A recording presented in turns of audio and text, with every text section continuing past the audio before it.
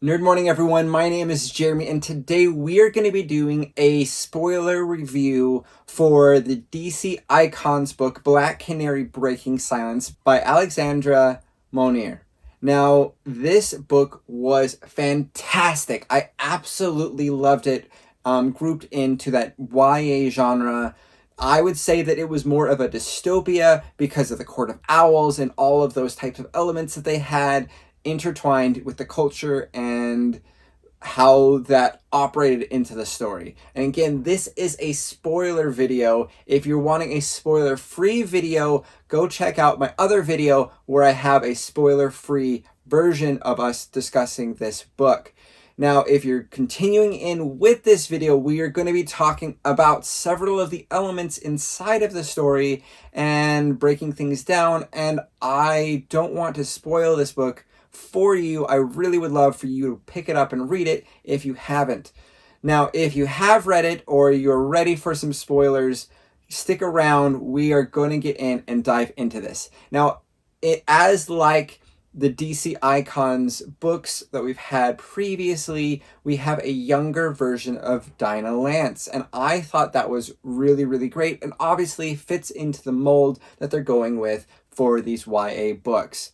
I thought that the genre was really interesting because the superhero element was pretty small, but it had heavy elements with the dystopia, with the women's rights things, them being able to take away the ability for women to sing, them being forced to dress in skirts and be overly modest, and being forced away from most jobs, and even restricting their capacity for education. And I think these are all really interesting elements to have explored inside of a dystopia society, because it talks about this gender inequality that we have honestly faced a lot throughout history. And as we are still wrestling through some of those type of issues throughout modern society right now, I thought they had a really interesting way to explore some of those concepts, and doing that with a dystopia as the envelope.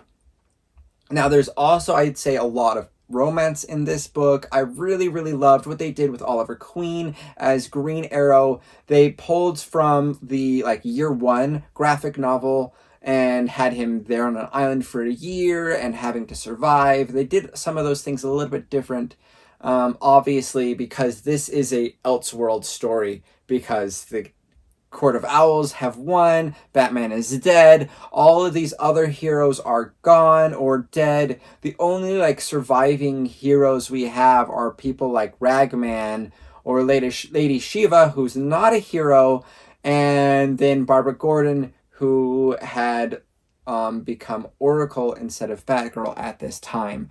And I thought all of those types of things that they had as references or callbacks and taking all of those other heroes away was super cool and interesting.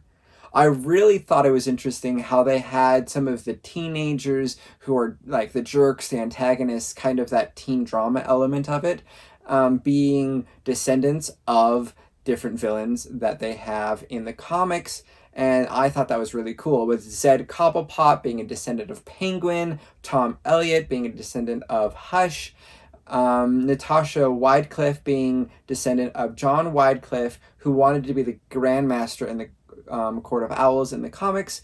And these are characters that had been defeated, and in this timeline weren't defeated, had been successful, and their children are among the greatest, the most successful, and the elite. I thought it was interesting how they didn't have special private schools for them, but that they were part of the main body. I thought that was something interesting, but really that's where we wanted them, because that's where Dinah was, being the main character.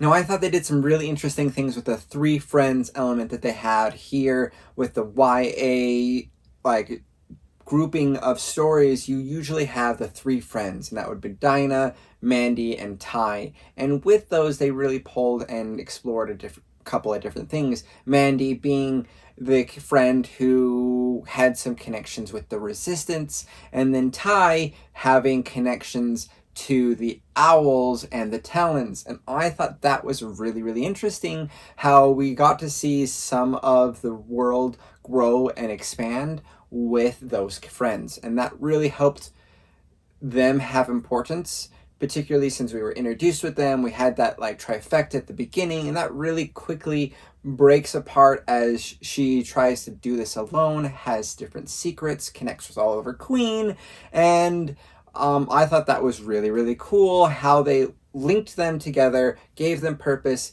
helped with that YA mold, but then they also were able to go and shift and do things that were a little bit differently, and I thought that was really well done.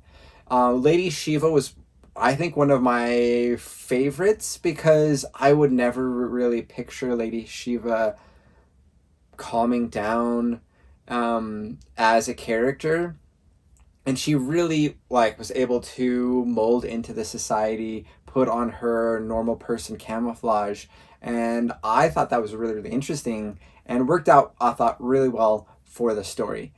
Barbara Gordon is one of my favorite characters of all time. She's amazing, and they do such a great job with her here.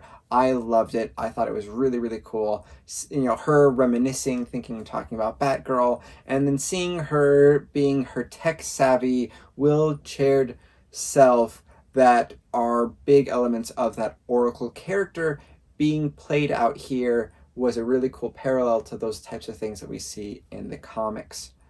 I thought the silencing was really interesting, particularly how it was some type of chemical thing. They tried to use science around it, and I think they did a pretty good job, particularly for the YA element, but that really kind of pushed my element level of believability and had to go into the realms of kind of fantasy for that. But hey, we're talking like superheroes and that type of stuff, so that was totally within the envelope of believability for this category, I thought.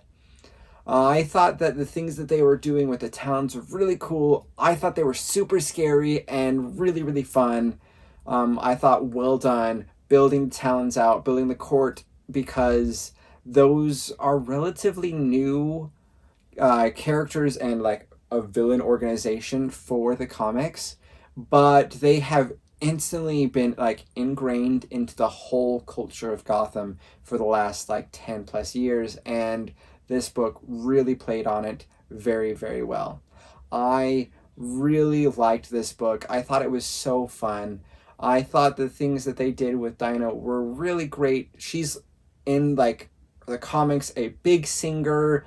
Her Canary Cry is so powerful and impactful, and they did those things for her really well. They got to see some frustrations and concerns of her growing up, which was really, really impactful, I thought, and built the character well. Overall, I really enjoyed this. I think that this was a book that should be recommended, should be encouraged to be read. I thought it had some really great things that it discussed. I had a lot of fun, and I'm excited to see more from this author as I continue reading and exploring different books. So hopefully this review was interesting for you guys. I thought there was some really awesome stuff here, and I'll catch you guys next time.